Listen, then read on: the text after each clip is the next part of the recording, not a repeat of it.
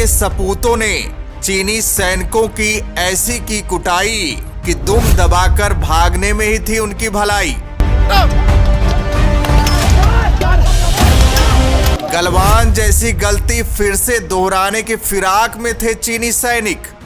भारतीय सैनिकों ने ऐसी की धुलाई की उल्टे पांव भागने को मजबूर हुए चीनी सैनिक। भारत की दमखम देख बौखलाया चीन, हिंद प्रशांत महासागर से हटाया अपने जासूसी पोत। मोदी ने रच डाली ऐसी रणनीति जिससे अब खुद ब खुद शी जिनपिंग के खिलाफ ही बगावत पर उतर आए हैं चीनी सैनिक। भारत की इसी हिम्मत को देख चीन के खिलाफ भारत के साथ खड़ा हुआ अमेरिका।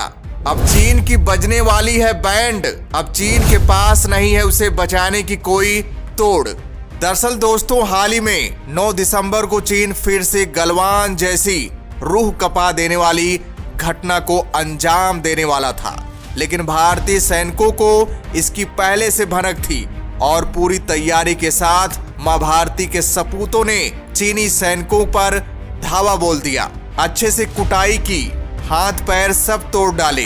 उसके बाद चीनी सैनिकों को लगा कि अब भागने में ही भलाई है, तो दुम दबाकर भाग निकले। अगर भारतीय सैनिकों को पहले से भनक न होती तो गलवान से भी खतरनाक मंजर होता।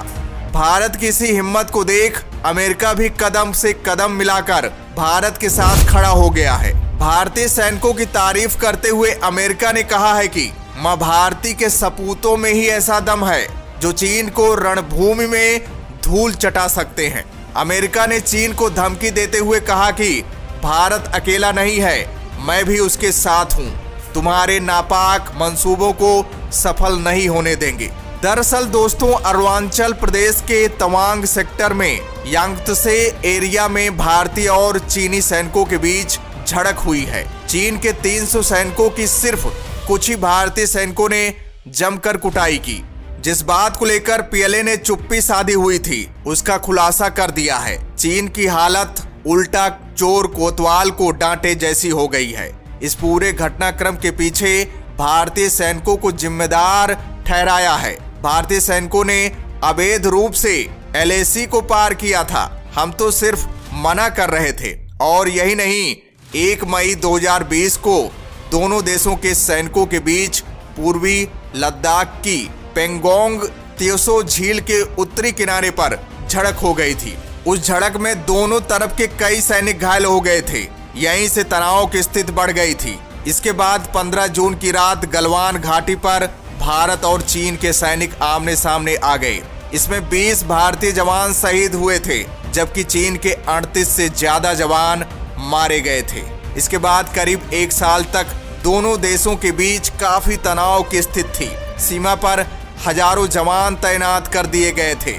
इसके बाद से दोनों देशों ने भारी भरकम हथियारों के साथ ही 50,000 से 60,000 सैनिकों की तैनाती की हुई है। अभी तक चीन चीनी सैनिकों के बलिदान को दुनिया से छुपाता आया है। यही बात चीनी सैनिकों को खटक रही है। इसलिए शी जिनपिंग के खिलाफ बगावत करने को आमादा हो गए हैं। शी जिनपिंग को सत्ता पलटने का भी डर सता रहा है और इधर अमेरिका से हिंद प्रशांत महासागर में तैनात होने के लिए युद्धपोत रवाना हो चुके हैं। भारत की नौसेना भी पूरी तैयारी कर ली है। इसी डर से चीन अपने जासूसी जहाजों को हिंद प्रशांत महासागर से हटा लिया है। सबसे मजे की बात तो यह है कि देश के रक्षा विशेषज्ञों का साफ कहना है कि भारत को 1962 वाले नेहरू काल के तौर पर देखना चीन को भारी पड़ सकता है। उस समय देश के पास चीन को मात देने के लिए पर्याप्त संसाधन नहीं थे, मगर आज का भारत सैन्य शक्ति से लेकर संसाधनों तक पूरी तरह मजबूत है। युद्ध स्थिति में भारत की तरफ से चीन को हर मोर्चे पर पटखनी मिल सकती है। यही नहीं, चीन ने कोशिश की थी कि वो भारत के साथ संघर्ष का ड्रोन से गलवान की तरह से वीडियो बनाए, लेकिन भारतीय सैनिकों ने उसके इस नापाक प्लान को फेल कर दिया। चीनी सैनिक दुम दबाकर भाग गए। दोस्तों, मोदी ने चीन से निपटने के लिए गजब की तैयारी की है। आप सुनेंगे तो आपका दिल खुश हो जाएगा। सारी जानकारी आगे आपको मिलने वाली है इस वीडियो में। उससे पहले ये जान लेते हैं कि इस लड़ाई के पीछे की असल वजह क्या है। दरअसल दोस्तों, भारत के लद्दाख की 1597 किलोमीटर, हिमाचल प्रदेश की 200 किलोमीटर, उत्तराखंड की 345 किलोमीटर और सिक्किम की 220 किलोमीटर और अरुणाचल प्रदेश की 1126 किलोमीटर सीमा चीन से सटती है, जिसे LAC कहा जाता है।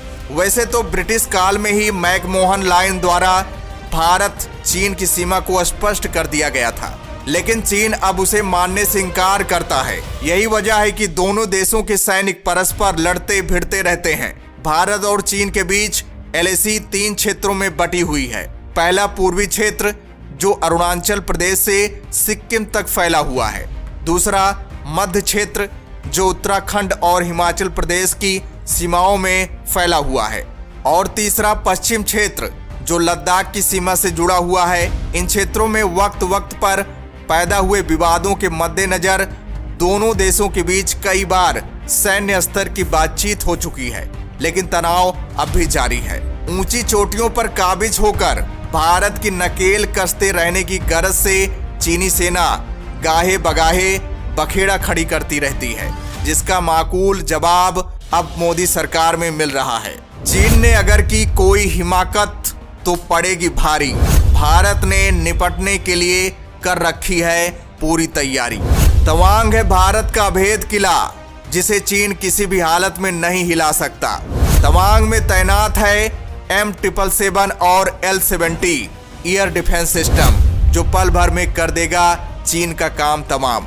दरअसल दोस्तों, लद्दाख से लेकर अरुणाचल प्रदेश तक आंखें दिखा रहे चीन से निपटने के लिए भारत ने अपनी जंगी तैयारी को बहुत पुख्ता कर लिया है। भारत ने अरुणाचल प्रदेश में न केवल नए हथियारों की तैनाती की है, बल्कि पुराने हथियारों को अपग्रेड भी किया है। भारत ने चीन के घर में वार करने के लिए अमेरिका से खरीदी गई बेहद हल्की तोप M777 को तैनात किया है।